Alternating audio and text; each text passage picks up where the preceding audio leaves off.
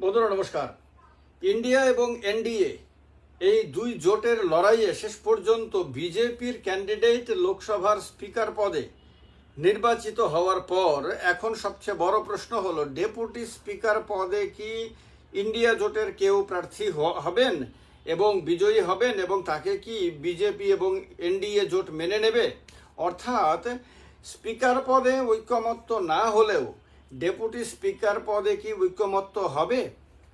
এই প্রশ্নের উত্তর খোঁজার আগে আমাদেরকে প্রথম প্রশ্ন করতে হবে যে আদতেই কি এবারে কোনো ডেপুটি স্পিকার থাকবে, না গত লোকসভাতে অর্থাৎ 2019 থেকে 2024 পর্যন্ত যে লোকসভা ছিল তাতে যেরকমভাবে কোনো ডেপুটি স্পিকার পদে কাউকে বসানো হয়নি, তেমনভাবেই আগামী দিনেও ডেপুটি স্পিকার ছাড়াই লোকসভা চলবে।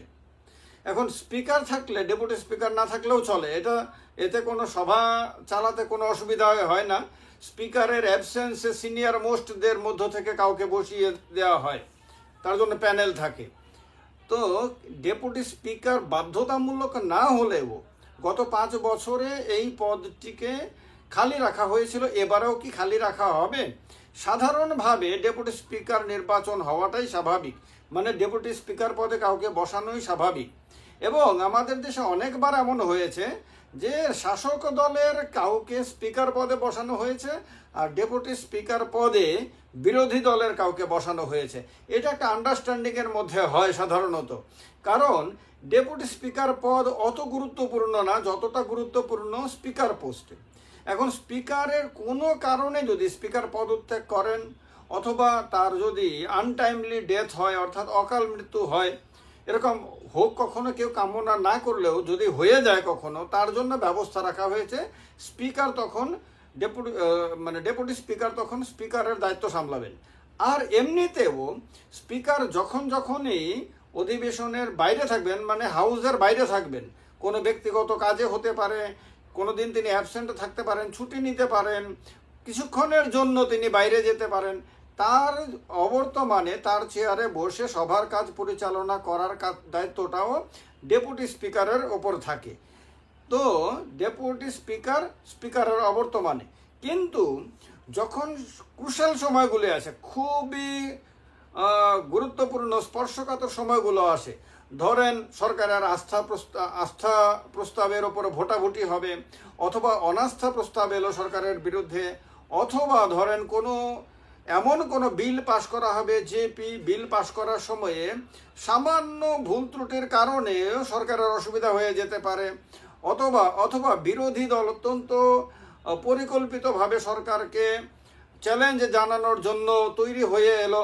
সেই রকম সময়গুলোতে স্পিকার সাধারণত তার চেয়ার ছেড়ে অন্য কোথাও যান না, কারণ স্পিকার যেহেতু আপনার শাসক দল থেকে আসেন বা একটি পলিটিক্যাল পার্টি থেকে আসেন, যদিও পদটিকে নিরপেক্ষ পদ বলা হয়, কিন্তু যেহেতু তিনি কোনো পলিটিক্যাল পার্টির প্রতিনিধিও প্রথমত, এবং পলিটিক্যাল পার্টির হয়েই তিনি ইলেকশনে দাঁড়িয়ে জিতে তারপরে লোকসভায় আসতে পেরেছেন, সেহেতু সেই দলের সরকারের মানে অসুবিধা হয় তেমন কোনো কাজ তিনি করবেন না, এটি স্বাভাবিক।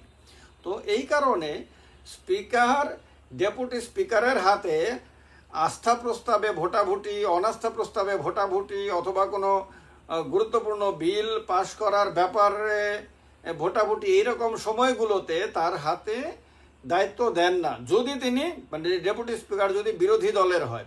আর যদি একই পার্টির হয়, ধরুন বিজেপির হাতে এখন স্পিকার আছে, ডেপুটি স্পিকারও যদি বিজেপি থেকেই কেউ নির্বাচিত হয় তাহলে হতে পারে, তাহলে সেই ডেপুটি স্পিকারের উপরে স্পিকার অনেক বেশি ভরসা করতে পারবেন, কারণ যেহেতু একই রাজনৈতিক দল থেকে আসা এবং ওই দলেরই সরকার রয়েছে, সেহেতু সরকারের ক্ষতি হয়, ডিস্টারবেন্স হয়, অসুবিধা হয়, এমন কোনো কাজ স্পিকার যেমন করবেন না তেমনি ডেপুটি স্পিকারও করবেন না।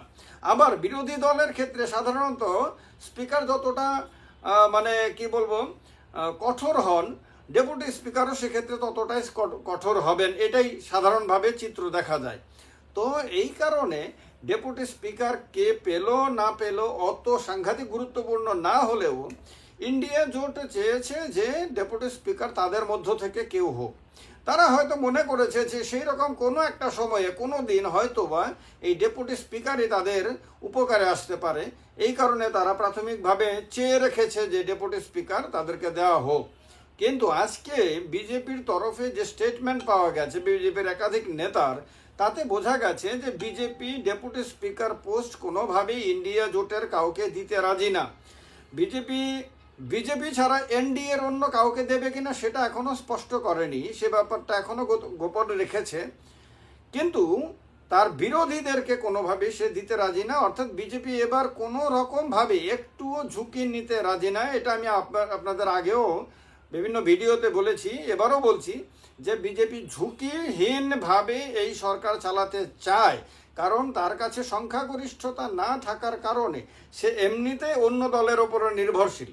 তারপরে যদি ওই চেয়ারে বসা যদি ব্যক্তিটা তার পক্ষের লোক না হয়, তাকে সাহায্য করার মানসিকতা সম্পন্ন না হয়, তার বিরোধী দলের কেউ যদি হয়, তাহলে তার টেনশন অনেক বেশি বেড়ে যাবে। এমনিতেই সরকার চালাতে গিয়ে এবার অনেক বেশি চ্যালেঞ্জ। গত 5 বছরে, এর আগের 5 বছরে যেভাবে সরকার একের পর এক সিদ্ধান্ত নিতে পেরেছে, বিনা বাধায় বিলগুলোকে পাশ করাতে পেরেছে, প্রয়োজন হলে বিরোধীদের কিছু সংখ্যক এমপিকে সাসপেন্ড করে সংসদের বাইরে পাঠিয়ে দিয়েছে, যেরকমভাবে তাদের দরকার মনে হয়েছে সেভাবেই তারা সিদ্ধান্ত নিয়ে তারা সংসদে চালিয়েছে, সরকার চালিয়েছে নিরুপদ্রবে। কোনো ধরনের উপদ্রবকে তারা মান্যতা দেয়নি, স্বীকৃতি দেয়নি, এমনকি বাইরে পর্যন্ত আন্দোলন করতে তারা ঠিকভাবে দেয়নি, অনেক ক্ষেত্রে বাধা দিয়েছে। এইবার পরিস্থিতিটা সেই রকম আর তাদের কাছে নাই। এবারে বিরোধীরা এতটা শক্তিশালী যে এতগুলো মানুষ 233-34, কোনো ক্ষেত্রে যদি বাকিদের আদার্সের এমপিরাও তাদের সঙ্গে যোগ দেন তাহলে সংখ্যাটা 40-45 বা 50ও গিয়ে দাঁড়াতে পারে। এতগুলো এমপি যখন পার্লামেন্টে, লোকসভাতে দাঁড়িয়ে সরকারের বিরুদ্ধে স্লোগান দেবে, সরকারের বিরুদ্ধে প্রতিবাদ করবে, কোনো বিলের বিরোধিতা করবে, তখন সেটাকে সামলানো চারটিখানি ব্যাপার না। এই সামলানোর কাজটা যতটা কঠিন আপনার সরকারের জন্য, ততটাই কঠিন লোকসভার স্পিকারের জন্য।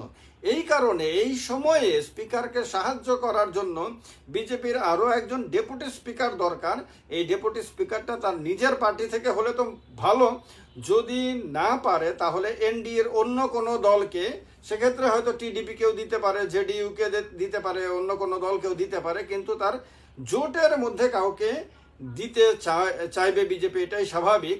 আর চেষ্টা করবে যে যদি সম্ভব হয় এবারেও ডেপুটি স্পিকার পদে কাউকে না বসিয়ে যাতে সময়টা কাটিয়ে দেওয়া যায়।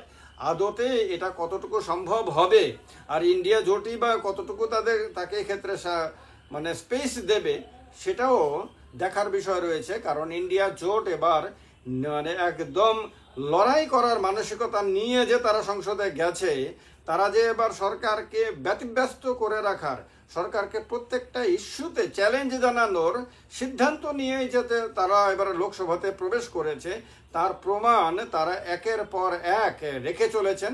প্রথম দিন থেকেই তারা সরকারকে এটা বুঝিয়ে দিয়েছেন যে এবার আর শান্তিতে, এবার আর আগের মতন যেভাবে খুশি সেভাবে তারা সরকার চালাতে পারবে না। এবার তাদেরকে প্রত্যেকটা মুহূর্ত বিরোধীদের মুখোমুখি হতে হবে এবং বিরোধীদের মোকাবেলা করে করেই তাদেরকে সরকার চালাতে হবে। যা করতে করতে তারা এতটা ব্যস্ত থাকবে যে তারা এমন কোনো বড় সিদ্ধান্ত নিতে পারবে না যা তাদের জনপ্রিয়তা বৃদ্ধি করতে পারে, বরং অনেক সিদ্ধান্ত নিতে তাদের অসুবিধা হওয়ার কারণে তাদের জনপ্রিয়তা দিন দিন কমতে থাকবে। তাদেরকে দুর্বল এবং অকার্যকর সরকার হিসেবে মানুষের কাছে তুলে ধরাটাই এবার ইন্ডিয়া জোটের সবচেয়ে বড় পরিকল্পনা। এবং এটা করতে করতে যে কোনো একটা পরিস্থিতিতে সরকারকে ফেলে দেওয়ার জন্য প্রবল আঘাত করা, রাজনৈতিক আঘাত করার চেষ্টাও যে বিরোধী ইন্ডিয়া জোট করবে, সেটাও এখন সবার কাছে স্পষ্ট হয়ে গেছে। এ ব্যাপারে আপনাদের কি মনে হয়, কি ডেপুটি স্পিকার পোস্ট কি ইন্ডিয়া জোটকে দেবে না এনডিএ নিজের কাছে রাখবে, বা আদৌ ডেপুটি স্পিকার পদে এবার কাউকে বসানো হবে কি হবে না? আর ইন্ডিয়া জোট যে পরিকল্পনা নিয়ে চলেছে সেই পরিকল্পনা কতটুকু সফল হতে পারে বলে আপনাদের মনে হয়, এই সব কিছুই কমেন্ট বক্সে কমেন্ট করে জানাবেন। ভালো লাগলে লাইক শেয়ার করতে তো অবশ্যই ভুলবেন না। নমস্কার, জয় হিন্দ।